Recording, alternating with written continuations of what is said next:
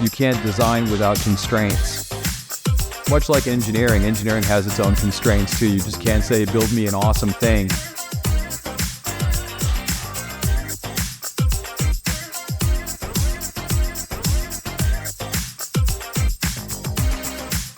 I was getting older and time was going by, and I felt like if I didn't take the opportunity to change my course direction, then the window of being able to make that change would get ever further narrower.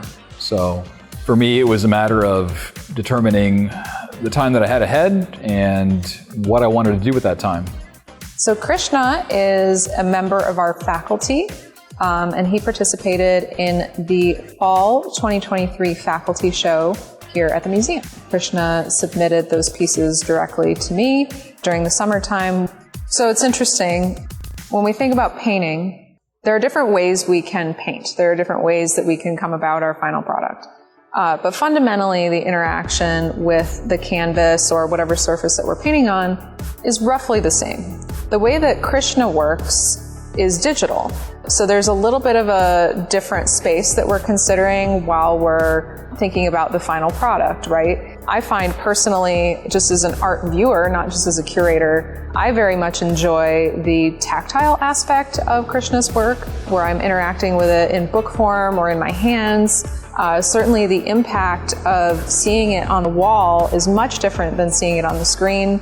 Having a photography background myself, there is a relationship between what you're doing on the screen, what you're printing, how it's printed, and then the final product. I think a lot of the more current work is a direct expression of the things that I'm interested in within comics. I'm very much interested in pop culture and anything from the 60s through the early 80s.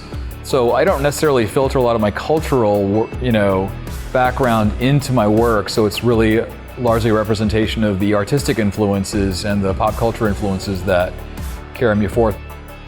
I was on the hiring committee that was looking to hire a new digital media professor, and so I'm a friend of Barbara Hubbard's, and she occasionally asked me to help out with the hiring committee duties over there. So we were interviewing a lot of candidates. I first came across his work during the interview process, because one of the things we make candidates do is show us a portfolio. Half the candidates don't even do it, but Krishna presented us a portfolio of his work. It was very well organized. It was very high quality work. He had done some work for some fantastic clients, and that's how I first became familiar with his work. There's a lot of crossover. There's crossover regarding a lot of the individual components that make an attractive piece of art. So we're talking composition, we're talking color, we're talking value. So all of those things translate between a painting and a digital print. What sets Krishna apart is what a fantastic person he is and how easy he is to work with. Obviously, the level of your work is a necessary but insufficient condition for getting professional work and professional clients, but Krishna is extremely easy to work with. He's very responsible, he's very empathetic, and he's a fantastic person, and that sets him apart. In my opinion, that really sets him apart. It's important to decide what it is that you want to do in your life, and when you're at that crossroads, you have to kind of weigh the trade-offs. There's always a risk that's involved. You have to feel confident in your abilities to think outside the box. And for me, I already had the engineering thing behind me. I knew that if I had to go back and do engineering, I could. So that was my fallback plan. So with a strong fallback plan, it was very easy for me to take that leap.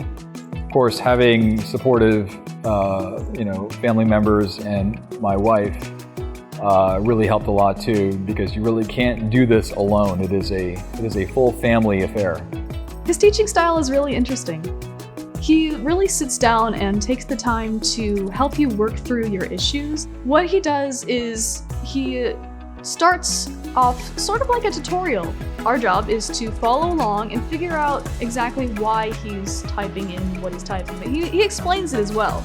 I really don't think too long and hard about the pieces that I've created, because I'm always on to the next one, and I don't necessarily dwell on older work, but I don't even know if there's any intrinsic meaning to my work. I feel like it's just an expression and a celebration of the things that I enjoy and love. And I'm just trying to capture it in the way that I know how to.